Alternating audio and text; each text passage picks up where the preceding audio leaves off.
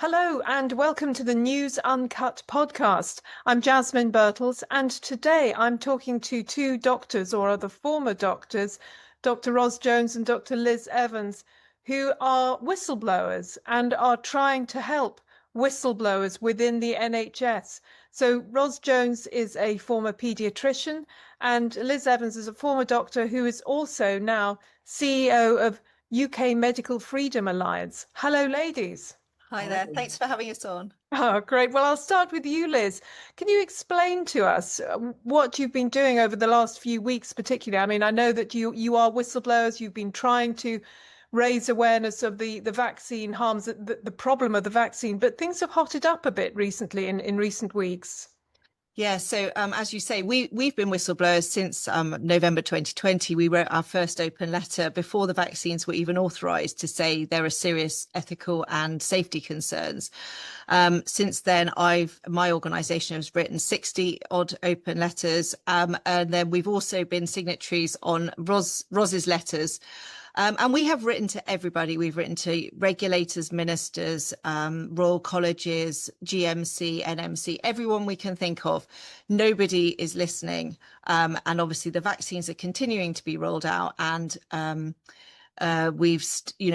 injuries are mounting, but also we are seeing that how censored we have been. Nobody has, we've basically been stonewalled most of the time, and we are seeing doctors who are trying to raise this in their clinical situations being persecuted, threatened, pulled before the GMC. So, as well as being whistleblowers, we have now started to raise the plight of whistleblowers. And we ended up hearing of this Speaking Up scheme, which is actually an NHS scheme that is designed to support whistleblowers. It was sort of formed on the back of a review of I think it was Mid Staffordshire Trust, which had appalling care and whistleblowers had been silenced. So various schemes have come out of that, and the latest sort of iteration is called Speaking Up. And so we wrote to them because they were asking for applications for people they could support. And we outlined how concerned we were about the fact that anyone raising COVID vaccine safety concerns is being completely stonewalled, or worse, harassed, bullied and censored for it. And we got a reply from them, and we're not used to getting replies from people. And they offered us a meeting yesterday. So we were really excited actually to have someone who would listen to us. And maybe Ros wants to kind of take over and sort of say what happened. Yes, what happened, Ros? Well, it was interesting. They were very welcoming, and it was apparent quite quickly that they've been involved in looking after whistleblowers over a number of years. So they have got really first-hand experience of the way whistleblowers have generally been treated. And the reason we wrote to them was it seemed so ironic that they were advertising for a support scheme. It's a fantastic scheme. It's offering psychological support for post-traumatic stress disorder. It's offering help with your CV and how to apply for another job. It's really trying to look after the people who've been totally damaged by whistleblowing, but it's not looking at what's going on in the NHS trusts that are treating them like this. And they talked at the end, it was quite interesting, they're in the middle of doing a new annual report, and they talked about looking at cost. And the cost, on their balance sheet, they'd got the cost of days lost by these poor whistleblowers being off with stress, etc., and how many £1 million, and maybe even court cases to do with unfair dismissal. But the side of the balance sheet they hadn't thought about at all, as far as I could see, was the loss to patient safety and the health of the nation by the fact that all these whistleblowers get not only trashed and personally injured, therefore, but also silenced with nobody listening to their concerns. And I think that's been our experience with COVID, is that the people who are speaking out are treated as complete pariahs. They're particularly, if you go to a GP medical practitioners tribunal, I've sat in on 2 in the last few months, and it's apparent that the panel just assume that anyone who speaks out is bringing the profession into disrepute. It doesn't even occur to them that what these people are saying could be true, and that it's actually patient harm that they're speaking up about, which we have a duty of within our GMC rules and regulations. We have a duty of candour if we see patients being harmed. So there's this complete sort of double bind, really. If you speak out, you get pilloried by the GMC and everybody else, or the nursing council likewise. But if you don't speak out, you're failing in your duty of care to your patients. Yeah, and I'd just like to sort of add to that. I think the public should be really concerned about this because it's a massive public safety issue. So as Ros described, there is a whistleblowing system, but it's completely flawed. So I think it's set up to deal with local issues. So maybe if there's an alcoholic surgeon that, a consultant that someone's noticed, that probably is dealt with better than it used to be. But what this system is doing is preventing timely identification of any dangerous drugs or vaccines or interventions, because if it seems that if a whistleblower is highlighting a serious safety issue relating to an official policy of the government or the NHS, they are not being protected or supported, so that the policies are being protected ahead of patients and individual doctors. And everyone's following protocols these days, which we have a big issue with, because this is like completely undermining the doctor-patient relationship. And, it seems that these protocols are completely beyond reproach. So they are being enforced. Anyone questioning them is being treated like a heretic. But there's no ownership of those protocols. There's no authors. So there's nobody you can actually have a debate with about whether this is a sensible protocol or a safe protocol, or if there's something wrong with a drug. And so this is, and it also feels like those who are raising the concerns are having to somehow prove that their concerns are founded. But of course, that's not how a sensible system would work, because, you want different people to raise concerns, and you start to see patterns. It shouldn't be that you're punished if your concerns are unfounded, or that the duty of proof is resting on you, the whistleblower. So it sounds like there's a sort of root and branch change that needs to be made. If we're talking about actual policy that needs to be questioned and criticized, as is happening, and they need to listen. There needs to be a new system whereby, as you say, individual doctors or nurses or midwives or whatever who are going, this whole policy is wrong, that they can be listened to and not be silenced. Yeah, I mean, we've heard examples of people who are trying to fill out the yellow card system, which has existed right back. It was introduced after thalidomide as a system for you reporting, and they are literally, it was a yellow card in the back of the formulary, which you tore out. Now, of course, it's online, but it's still called yellow card. And people who've been reporting on yellow cards, their colleagues are saying, why are you doing that? And there've been cases we've seen of managers actually admonishing staff for reporting COVID injuries, vaccine injuries on a yellow card.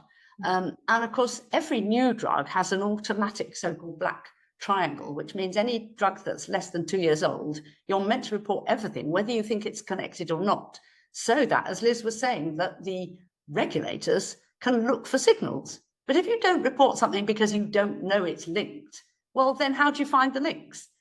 So the whole thing is a circular argument. So that's just one example. And I think also about the protocols, another case in mind is statins. You look at somebody like Malcolm Kendrick and Zoe Harcum and Asim Malhotra, they were all absolutely trashed in an article in the Daily Mail, I think. Yeah, it was. The Mail on Sunday, years ago, and told that they were killers. And, the headlines were appalling because they'd said, hang on, I'm not sure these statins are a very good idea. And Malcolm particularly had written a whole book about it. But now they've finally won a court case against the Mail on Sunday for, their character assassination. But it's been a really tough time for them. And one of the things that we wrote, as we've said, we've written repeatedly, we've written to the GMC, and we wrote to them again after Carrie McKeown, who's their current chief exec, she had written after the contaminated blood scandal came out, and saying again, because that's 50, 60 years ago. and still compensation hasn't really been sorted. And it's apparent that from that, people who were whistleblowing on that were being referred to the GMC. And she's very clear that you mustn't have retaliatory referrals, et cetera, to the GMC. And yet she's currently presiding over exactly that for the COVID vaccines. And is it going to take another 60 years before, you know, people like Sam White, David Cartland, you know, who've just been struck off, and a number of people who've been pilloried over this? How long is it going to take before people wake up to the major harms that have happened and retrospectively apologise and get these people back on the register? Well, it'll be much too late. Well, quite. And you mentioned Sam White and David Cartland. We ran a piece just a few days ago about David Cartland. You, I'm assuming, were at his tribunal, were you?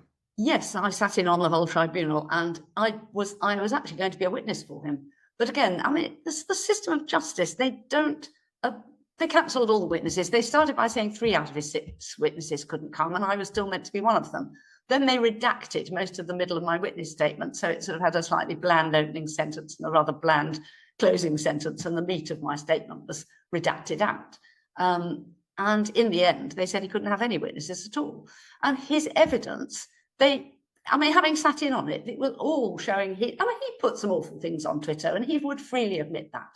But the trouble is, they never put what the other people had put first. Yes. So we only saw his tweets. It makes him look pretty horrible. But we never saw the context. And the context has been a total and utter onslaught for years now. Death threats, people following him, people taking pictures of, you know, saying they know where his children are at school. It's just awful. It led him to the point of brink of suicide, as he's said that one, you know, last year. The tribunal had to be paused for 6 months, and at the end, the total assumption, and I sat in on Sam White's as well, and again, this total assumption by the tribunal that anybody who speaks out must be a conspiracy nutcase, and therefore bringing the profession into disrepute. But it's interesting because when you look at the comments, I mean, Cornwall Live newspaper have been doing some horrible hit pieces. When you look at the comments underneath, all of these, you know, there's so many people saying, you know, you're my hero. It's just so wonderful to see an honest doctor out there. Yeah. And okay, they didn't use COVID-19 in their complaint against him very carefully, because I think they realised that the chickens are coming home to roost on COVID-19 vaccine injuries. So they couldn't really use that. So they've gone for Protection Against Harassment Act, for which he's never been prosecuted. So they've used a criminal example of a criminal case. And yet they haven't actually criminally prosecuted him for anything. Yeah, I mean, sorry, I was just going to say, it feels like, you know, the individual ethical doctor who wants to do the right thing by their patients is up against this incredibly powerful system, with huge vested interests, with huge amounts of money. The minute you question a policy, you know, like with Dave, it's interesting that they couldn't take him to the GMC for questioning vaccines, but they have set him up to destroy him. He has become the scapegoat, and he's the example. So no other doctor, you know, in their right mind is gonna go against the system when they see what happens to, you know, how people's lives are not, you know, they're not just quietly sacked, they are destroyed publicly. This is a witch hunt. And I think it's only the most extraordinary doctors of immense courage and integrity and self-sacrifice that will go through that, and it breaks them. So yeah, it's been awful. Right, if that's one of the things we've been trying to bring out at the meeting yesterday, is about the self-censorship. So it's, for example, Doctors for Patients UK has about 150 members, and right back at the beginning, you know, a lot of people had thought they were totally on their own, and it was a really you know, good safe space to talk about your concerns and share them, and realize that actually lots of people are seeing all these injuries. But we quite early on thought, well, if we did a little video compilation, a minute each, just saying what we were worried about, and out of 120 people, in the end, only 20 of them were prepared to do it. So the idea that you get safety in numbers, and even some people who did the video then lost their nerve and said, oh, please, can you take me off the comp. So the poor chap who was doing the compilation took weeks adding little clips here, there, and taking them off again. The people totally, and the person who was the lead on the initial one that we did release and went up on YouTube and what have you, her family were horrified. I don't think so much because they thought she was wrong in what they were saying, but because they thought she would, you know, lose her career over it. Yeah. And she then asked to have her taken off it again. And it's this whole system. And it's interesting, just coming back to Dave, again, they not only didn't mention COVID, but they also didn't have any patient complaint at all. And one of the complainants against him to the GMC, one of the three main witnesses, had actually put up on Twitter, you know, has any patient got a complaint against him? Please let me know, sort of thing. And so they would keep going fishing to try and find patient complaints. But they couldn't find any because he's clearly a lovely doctor. And, you know, but yeah, again, people have been ringing round the practices where he's worked. He's done some locum work. They've rung round and told them, you do realise you're, you know, employing this homophobic, racist, you know, disaster area who's up before the GMC for dishonesty and this, that, and the other. And so he keeps losing his job. But yet each of the places he's worked have said that he's done a fantastic job and the patients have loved him, etc. It's shocking. You remember back in 2008 when we had the big financial crash, we found that the regulator was pretty much in bed with the banks. And it sounds, to be honest, like it's something similar here. We've got pharmaceutical companies in bed with the regulator. Is that a fair assessment, or am I going a bit too far there? I think that's very fair, 100%, yes. Yeah, I mean, we can see from the funding and the revolving door. I mean, the MHRA is 84% funded by pharma. GMC, I'm sure that there are funding issues, and also just it's political. This has all become political now, I think, and there's an ideology that they are seeking to protect, and individuals cannot speak the truth against that because they will be destroyed. And I think so this whistleblowing scheme that they've got is just a sticking plaster. It's very much like they're treating the symptoms but not the cause, and they need to be given some teeth so that someone who wants to whistleblow goes straight to the whistleblowing service. They are anonymized because what's interesting in Dave's case is that all the people who were speaking against him were allowed their anonymity in the press, and yet he wasn't. So it feels like you need the whistleblower to be anonymized, and all the information should be there should be some sort of rule that it has to be investigated properly, that there can be no link with the whistleblower, and that there are sanctions, and there should be a sanctioning authority that actually deals very swiftly and brutally with anyone who is bullying, because you know these sort of chief execs or people in leadership positions of leadership who are threatening people or giving them vexatious GMC referrals, that's a massive power to have over somebody's whole life, their salary, their career, everything that they do. It just rests on one vexatious GMC referral, and the GMC are so willing to sort of play their part in silencing whistleblowers. So it feels like there needs to be a complete overhaul so that the whistleblower is given the power, and anyone who stands against that is the one who gets referred to the GMC. This sounds like it's something that needs to be done at a political level, at a government level. I mean, is Wes Streeting interested in any of this? I think he just might be. I mean, he's been listening more to some of those things than previous health secretaries, I have to say. Something. I mean, I'm not saying I hold out a lot of hope, but, for example, he was prepared to speak out against assisted dying very clearly. And against the changes to the Abortion Act, I think. And that's quite brave coming from the minister. I know it wasn't a government bill, it was a private member's bill, but still, I think that takes some nerve. And I think if anybody can change it, maybe he can, but who knows? And question, I'm just thinking about what's happening in America, because we've got a few states now that are rejecting the COVID vaccine. Is that having an effect over here? Surely people are hearing about it. I would say people in authority are hearing about it. Yeah, I mean, what's interesting is the NHS workers themselves, only about 15% are now accepting the jabs. That they're all entitled to it because they're in their at-risk group or whatever. So 85% or so of them are rejecting it. Now, that surely, why are they rejecting it if they've got, you know, this amazing access to this incredible product?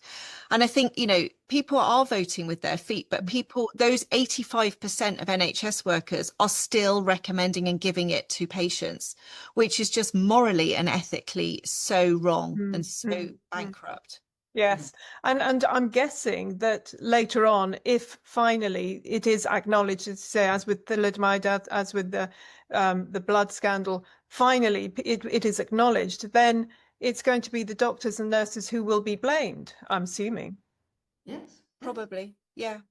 Yeah, there's nothing new under the sun. These things we never really learn from our mistakes, do we? You know, you have all these amazing reviews with all these great sort of, you know, plans and statements and pledges for the future. And then, but human nature is the problem here. Yes. And nobody's really sort of planning systems that allow for that.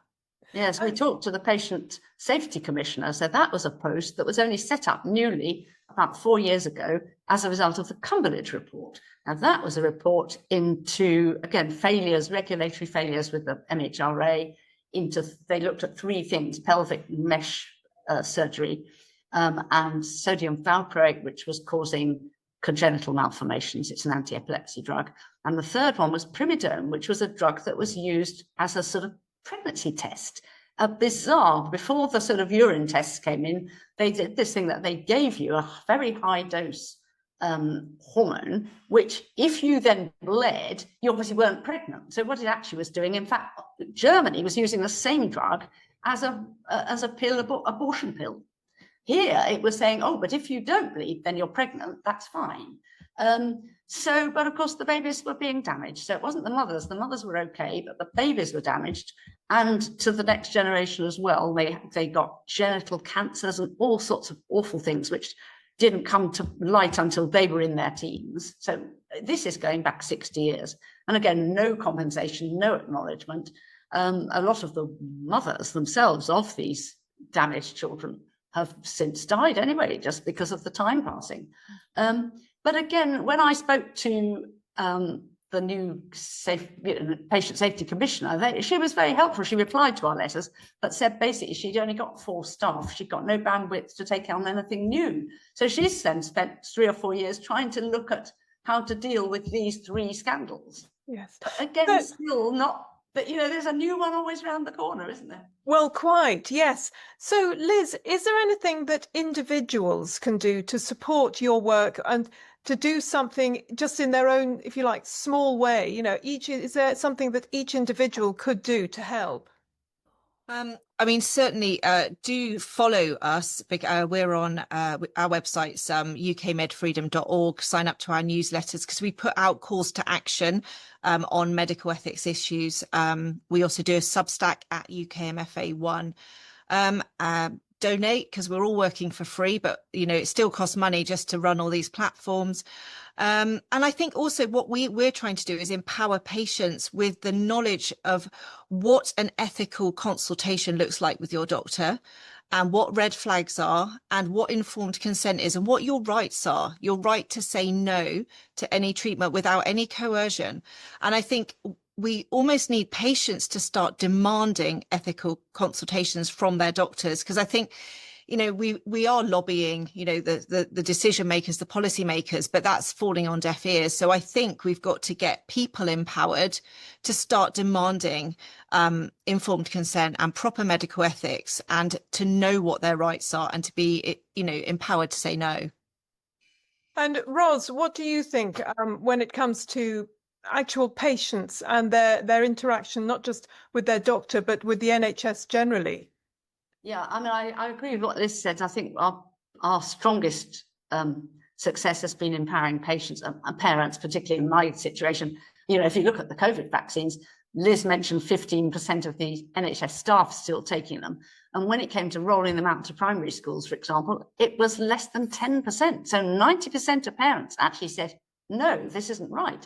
Yeah, I've ended up doing quite a lot of medical legal work for where there has been parental, you know, marital breakdown. The COVID vaccination has been used as a weapon, with one parent saying, oh, you know, they must get the vaccine. And whoever I've done a witness statement for, the judge has always, the latest one I've done, so perhaps that's good, but they always find for whichever parent, it doesn't matter whether it's the mother or the father, the resident or the non-resident, it's the parent who wants what the government's recommending wins the day.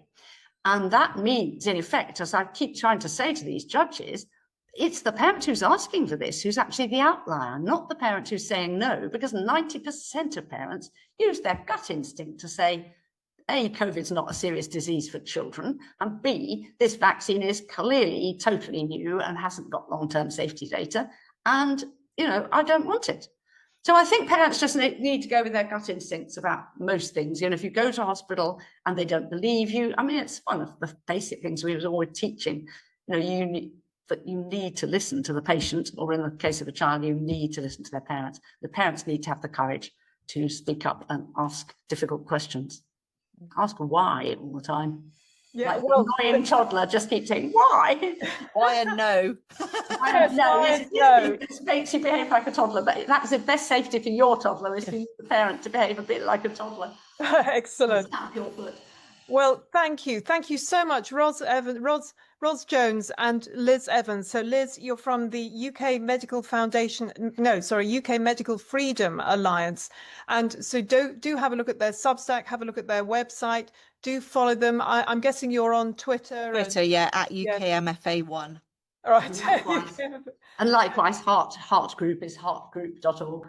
Of course, I didn't mention the Heart Group. So that's HART, Heart Group. They're a very important one to follow as well. And do your bit, complain, say why, say no, ask why, say no. And then you can be part of the changing of policy. And it sounds to me also that it's worth writing to your MP about it. If more people write to their MPs, then maybe policy will be changed at the top, which is basically where it needs to be done. So thank you, both of you, Liz and Ros. Thank you very much for coming on to the News Uncut podcast. This has been the News Uncut podcast. I'm Jasmine Birtles. Do like, share, tell all your friends, follow News Uncut. It's uncut.substack.com, and see you next time.